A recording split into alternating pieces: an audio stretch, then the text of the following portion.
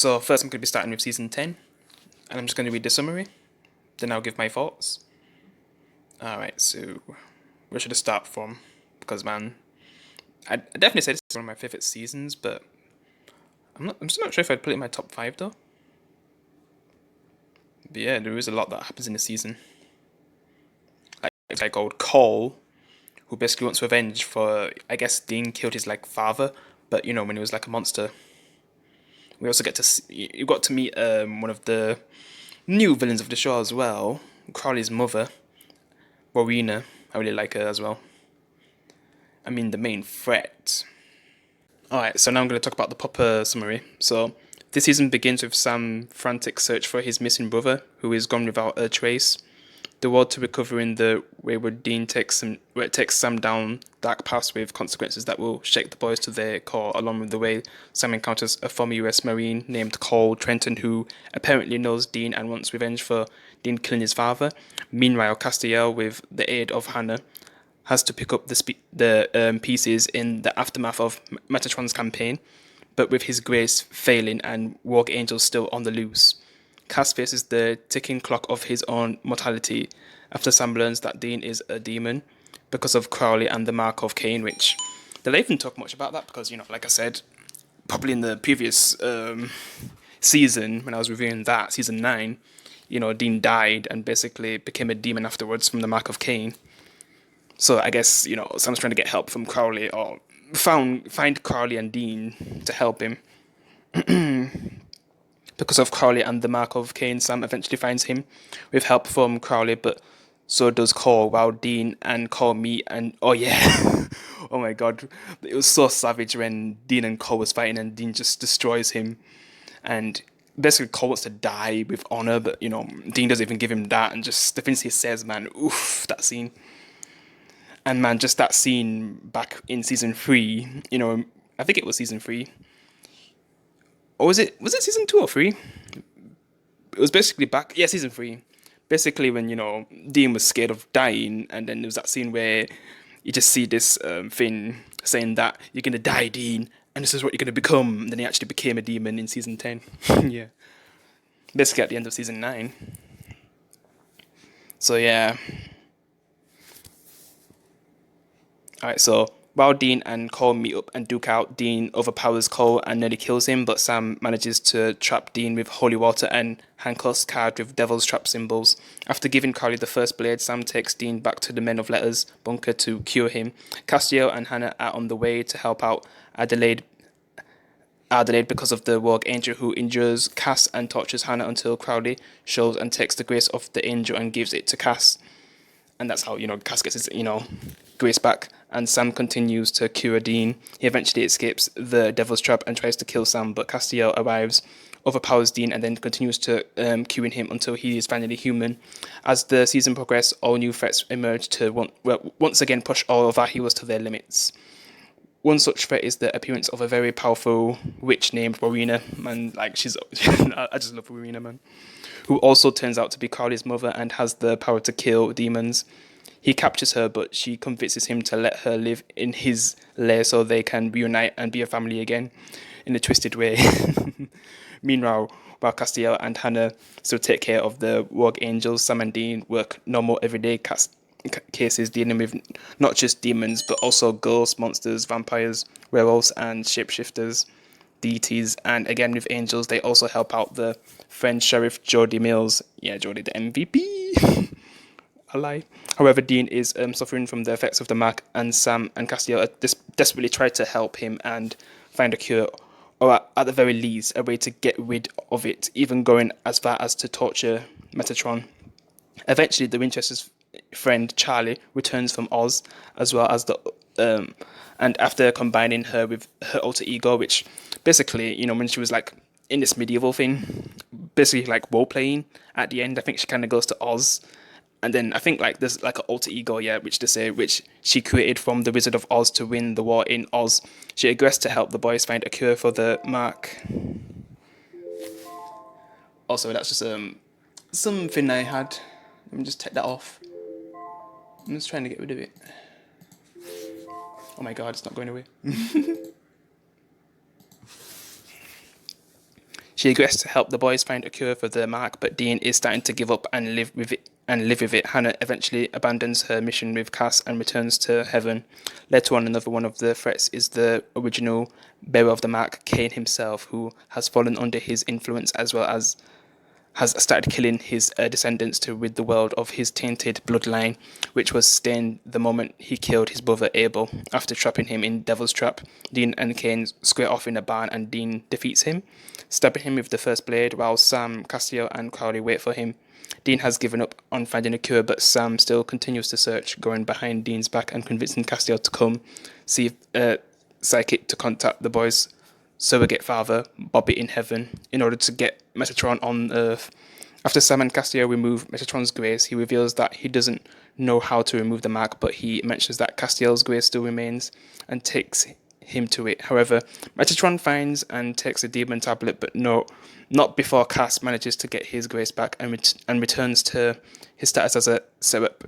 Sometime after, Charlie contacts the brothers about the possible way to remove the mark with a book called the Book of Damned, Book of the Damned, a very powerful dark magic book that was possession of the Steen family, an ancient family that was the inspiration for Mary Shelley's Frankenstein and has consisted entirely of magic practitioners mixed with vastly superior surgical skills for multiple generations. Sam calls upon Rowena, Castiel, Charlie, and Carly to read the book and find a way to remove the mark. However, one of the same members kills Charlie and Dean becomes hell-bent on revenge. I mean, the things that he does, he even kills a kid in this moment, like, damn, when Dean killed that kid. That's so savage. Jesus Christ, that's probably the darkest thing, one of the darkest things Dean's ever done. That we actually see anyway, because of the things that he's done in hell. When Dean went to hell. Dean falls under the mark's influence, kills the entire Steen family, savagely beats and almost kills Castiel when he tries to stop Dean and disappears. He heads to a Mexican restaurant and summons Death, the Pale Horseman, himself, to kill him. However, Death reveals that the mark not only makes Dean unkillable, thus even he can't kill Dean. He also tells Dean that if he even removes the mark without passing it along to another horse, it will unleash the darkness, a powerful and destructive primordial force that predates the earth, the universe, and the archangels, even God. He also tells Dean that after God and the archangels fought the darkness in a horrifying war, God created the mark of Cain to lock away the darkness and seal it away using the mark which was originally born by Lucifer himself. The mark reveals itself as a curse after corrupting Lucifer as he became jealous of humans, who was banished to hell for his crimes against the humans and God. Lucifer passed the mark on to Cain before his imprisonment in the cage, who then transferred it to Dean.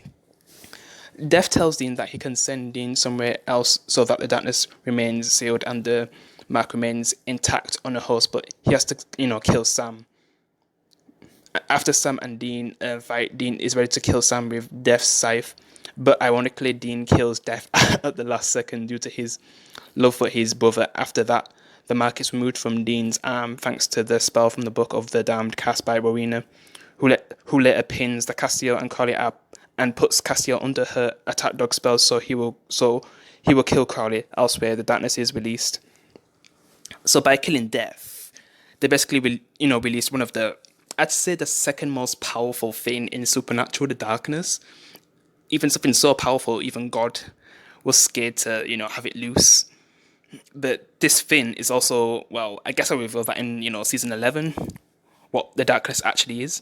Alright, so I'm only going to talk about season, 11, like, very briefly, because I'd say it's one of my least favorite seasons, even though, like, it had something so powerful in this season. God's sister as the darkness, which, yeah, God's sister's the darkness. It's just season 10 was a way better season than 11, so yeah. Because basically the darkness gets freed from, the death of the devil, not the devil, the death of basically Death, the Reaper. And eventually, like, later on, like, another Reaper kind of replaces Death, but yeah. Who was killed in the previous season, I think? Yeah. But we'll get to that later. But yeah, basically, this darkness is spreading it all over, I guess, the town, and basically Sam and Dean have to, get rid of the mess that they made. And if you think about it, a lot of innocent people died from what Sam and Dean did to death, and how it released the darkness from, the Mark of Cain getting, off Dean without it actually proper getting dealt with or passed on to someone. Yeah. It caused a lot of chaos. But eventually it gets to the point where, I mean, this is probably like a big moment. Because Chuck, he comes back because we knew Chuck as a prophet, but then when he comes back, he actually reveals himself as God. And he basically wants to help Sam and Dean, with, his sister, the Darkness. And I guess they have like a complicated relationship. But I guess Dean is the one to help him fix it, because basically the darkness kind of starts from a kid, and Carly tries to, manipulate her, but then Carly just gets pushed away, and the darkness just escapes and just grows up as a woman. And it's the point where, I guess the darkness and Dean have a kind of a relationship together, nothing like serious, but basically Dean's able to stop her before she's willing to destroy the world, because basically she was imprisoned by God for like eons, I guess. Long time. Yeah.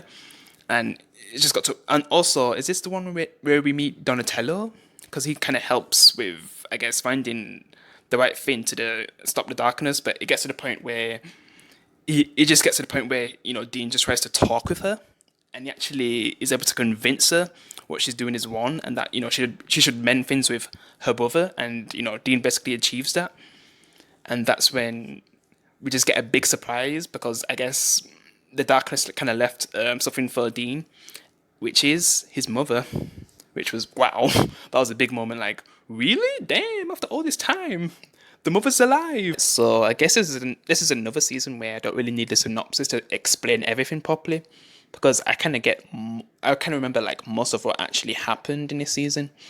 So basically, this is when they introduced the British men of letters, because I guess we knew a bit about the American, men of letters, but then because of, basically Sam and Dean's father, John, actually being, no, it was actually the grandfather being, a man of letters, yeah.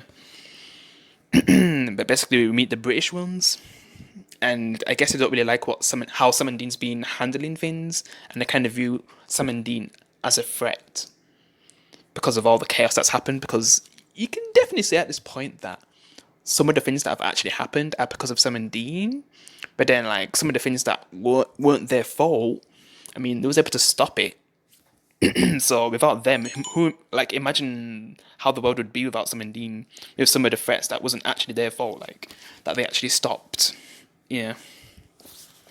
So yeah, basically the British men of letters view Sam and Dean as a threat, and they want to capture them, which they actually do for like months. And I guess Dean's mother and Castia are just so worried about him, because oh yeah, I think basically the mum decides to work with the British men of letters. I'm not, because that happens at the same time when Sam and Dean are missing, right? Yeah, we do meet some new characters as well. So yeah, I'm just gonna mention the villains. So I guess Tony is the one who's kind of torturing Sam and Dean. Then there's Mickey. I mean, he seems like someone who you wouldn't really want to side with, but eventually becomes kind of fond of Sam and Dean and their ways. And then there's is it Ketch? Yeah. I mean, he's the one who's kind of around until, I guess, the end of the show, the final seasons, because it seems like he kind of goes all out in the end. Instead of him actually becoming more good, he seems like more bad by the end of this season. Because basically, the British Man of Letters is someone that you think we should trust at the start, but as the season goes on, like, they're kind of revealed as the true villains of the season, even though this season kind of brings back Lucifer. Yeah, this was the season that brought back Lucifer. Yeah. Because I guess while Crowley wasn't the king of hell, it was Azazel who kind of took over. And when Crowley came back, he just became like his dog, really. And man, I have to say, this is like the final season for Crowley as well, because, the actor decides to quit the show after this season. So he wants to be killed off, but he does go out in a epic way. But yeah, we'll get to that later on. So yeah, like because the ones who actually free Sam and Dean from the prison, I mean, because I don't know if like I think that was completely different because they basically got captured because they was wanted for so long. But then the British Men of Letters free them, and they try not to kill anyone. But then we kind of see that this was like a hint that the British Men of Letters was not really true good guys, because they actually killed all of the people who captured Sam and Dean, and these were people who weren't villains. They were just like people doing their job. So that was kind of a hint, when Ketch like just kills them all, and Mickey. That was kind of a hint that these guys, can we really trust them? But yeah, Tony. There's a lot of torture scenes, and I kind of get a bit mixed up because at the end of was it that other season? That's when Tony captured Sam, because it seems like Tony killed Sam, but she actually captured him. But eventually gets free when I guess Mickey finds him. because they're kind of all working together. So yeah, I was kind of getting a bit mixed up with the captured scenes, but yeah, I'm just gonna progress on to the story. Because the British Men of Letters, basically, I guess in Britain, they kind of dealt with all the supernatural threats, but the way how they dealt with them, like, is pretty dark. Like, the things they probably did. My God. Innocent people that died from the way how they dealt with these supernatural threats, man. And then the British the British Men of Letters tried to do the same thing in, US, and, it doesn't really work out for them, and Sam and Dean get involved.